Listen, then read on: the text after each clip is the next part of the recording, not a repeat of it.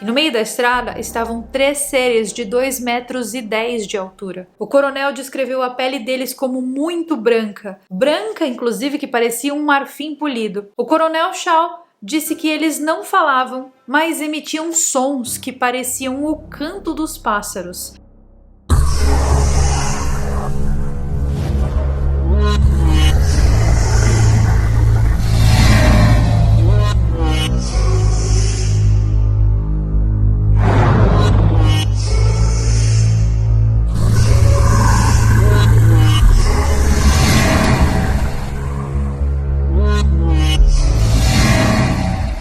Alguma vez você já ouviu falar sobre os alienígenas altos e brancos que trabalham em cooperação com o governo norte-americano? Nesse vídeo aqui eu vou te contar tudo, mas antes eu tenho um pequeno recado do nosso patrocinador. E sim, eu vou falar mais uma vez dele, do Surfshark. E não são só os alienígenas que estão de olho nos humanos, não. Existe muita gente bem intencionada na internet, mas infelizmente a quantidade de gente mal intencionada por aqui é enorme. E nesse exato momento, você e seu dispositivo podem estar sendo monitorados por essa gente aí bem boazinha. Muita gente aproveita das brechas nas nossas internets para invadir as nossas contas e roubar a nossa privacidade. Todos os dias, os nossos dados são rastreados e roubados na internet. E é exatamente por isso que eu gosto de usar o Surfshark. Porque ele é um serviço de VPN que esconde os nossos dados e esconde os nossos rastros na internet. Ele é um dos mais completos do mercado e ele tem uma ferramenta que eu adoro, que se chama Clean Web.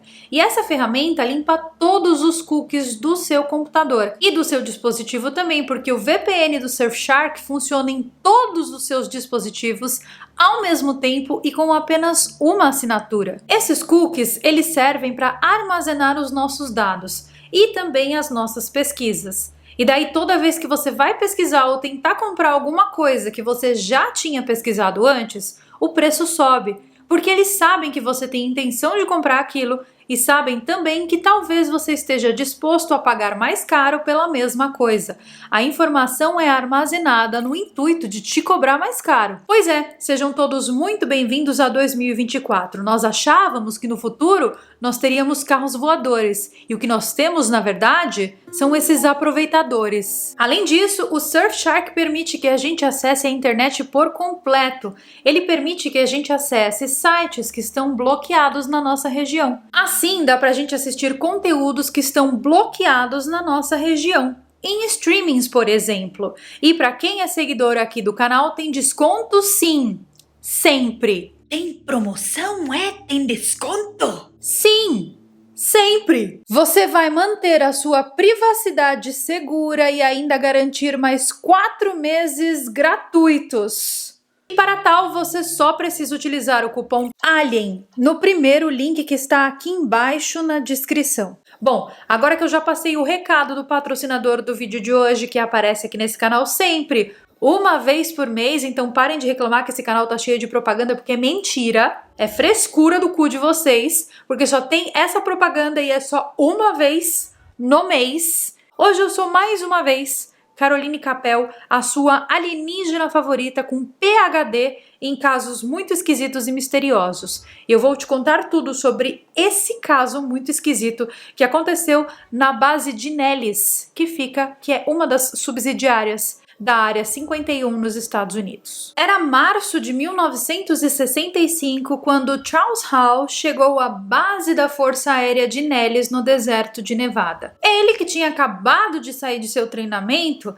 estava muito ansioso para assumir o seu novo posto. Quando a Força Aérea testou Charles, ele demonstrou, uma aptidão muito interessante para matemática e para ciências. Então, depois que ele se formou com honras e como o melhor de sua turma, ele pensou que ele poderia escolher o seu posto quando fosse trabalhar para as Forças Aéreas Americanas. Mas existia um posto que tinha sido especificamente designado para ele. Charles, então, foi treinado para ser observador meteorológico. E o seu trabalho era viajar entre essas bases, performando leituras meteorológicas. A maioria dos homens acharia essa tarefa muito entediante, mas Charles não. Ele não se importava, porque ele teria o seu próprio caminhão, ele teria pagamento extra e também não teria nenhum oficial enchendo o seu saco. E ele gostava da tranquilidade ali da região do deserto. Só que em uma bela noite, depois de se instalar, Charles começou a conversar com Dwight, um antigo observador meteorológico que já tinha assumido essa posição que ele estava assumindo agora. Eles conversaram sobre a base, sobre a comida, que era uma comida ruim, sobre quais oficiais eram legais e quais a gente devia evitar. Enfim, conversa normal, coisa de soldado. E de repente o Dwight ficou muito sério.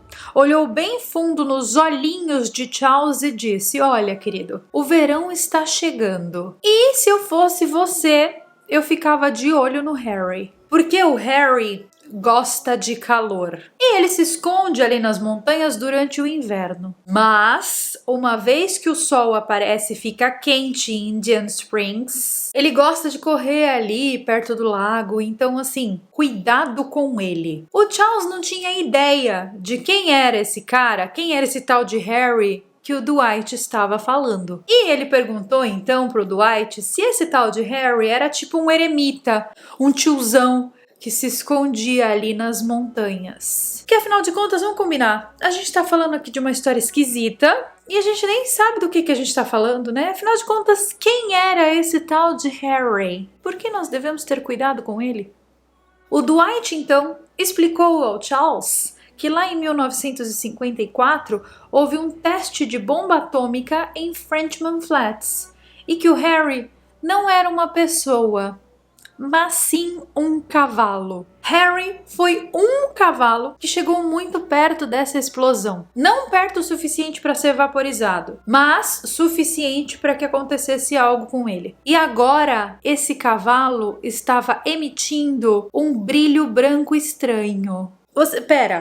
Vocês estão entendendo que o cavalo ficou radioativo depois de um teste de bomba atômica. Entenderam isso? Então vamos seguindo. O Dwight olhou bem pro Charles e falou assim: se você ouvir, ou seja, se você vê esse tal desse Harry, desse cavalo branco aí que brilha no escuro, você não deve se aproximar dele. Fuja! Corra! Porque ele não é como um cavalo normal. Os oficiais dizem que ele nem cavalo é, mas sim que ele é um humano, tem olhos azuis muito grandes e uma longa cauda branca. Bom, nem preciso falar pra vocês o que deu essa conversa, né? O Charles deu muita risada, porque afinal de contas, você também não riria dessa história? Eu estou rindo, porém rindo por dentro, rindo com respeito. Que história de noiado, né? Soldado noia, é sobre isso. Mas o Dwight disse que não era brincadeira e que ele estava falando sério. Que o último cara que olhou diretamente nos olhos do Harry foi o John Zimmerman e que esse cara não sobreviveu para contar a história. O Dwight disse assim para o Charles: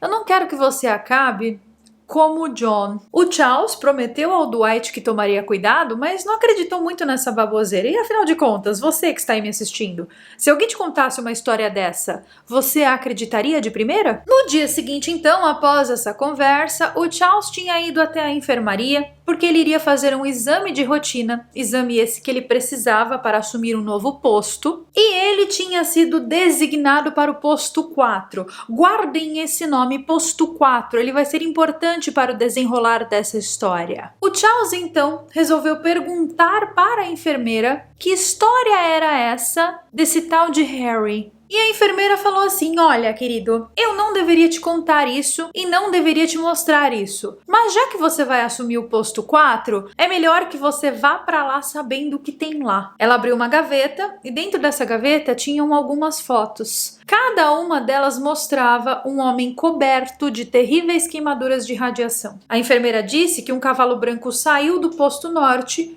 e o atacou. Mas afinal de contas, que diabos de cavalo branco assassino radioativo bizarro é esse? Ai, tudo bom, gente. Bom, o tempo se passou, Charles assumiu lá o posto 4 e em um determinado dia que estava especialmente calor, Charles já estava instalado e já estava trabalhando. E de repente ele reparou em um coelho branco atrás de uma moita.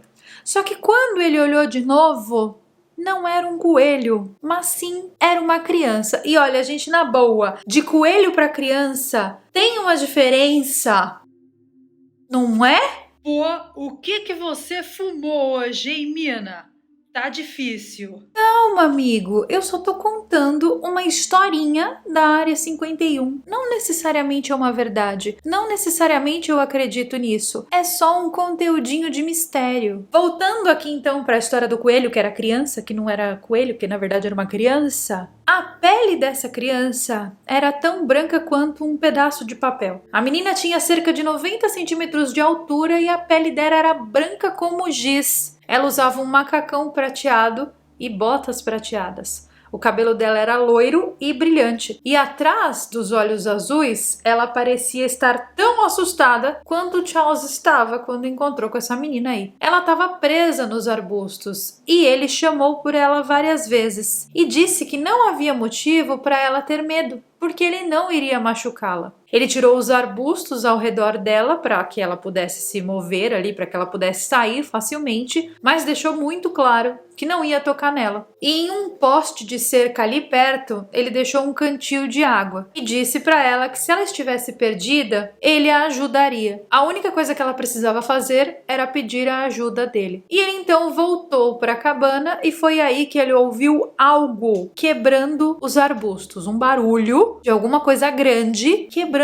aqueles arbustos. O negócio era muito grande, se movia rápido e estava se aproximando da barraca dele. E então, Charles saiu ali na portinha e ele viu um homem muito grande e muito alto, com as características muito parecidas com as características físicas daquela menininha. Muito branco, com cabelo loiro brilhante, com roupas prateadas e... que visão de noiado é essa? Essa criatura, essa nova criatura que apareceu, ela estava se movendo em direção à barraca ali do Charles. E Charles então se perguntou, será que esse aí é o tal do Harry que me falaram? Bom, quando ele criou coragem finalmente e saiu da barraca dele, ele percebeu 3 conjuntos de pegadas estranhas na areia do deserto e resolveu seguir essas pegadas. Ele foi seguindo e cerca de uns 200 metros da barraca dele, ele deu de cara com uma mulher branca, pálida, alta, com mais de 1,80 m de altura, com as mesmas características da menina. Ela era tão branca que parecia que ela brilhava no escuro. Ao passar pela mulher alta, ele ouviu em sua mente telepaticamente: obrigada por ajudar minha filha. E após alguns minutos, essa mulher desapareceu. Logo em seguida, então, o Charles começou a vomitar. Mas não foi um vômito assim tipo... Não.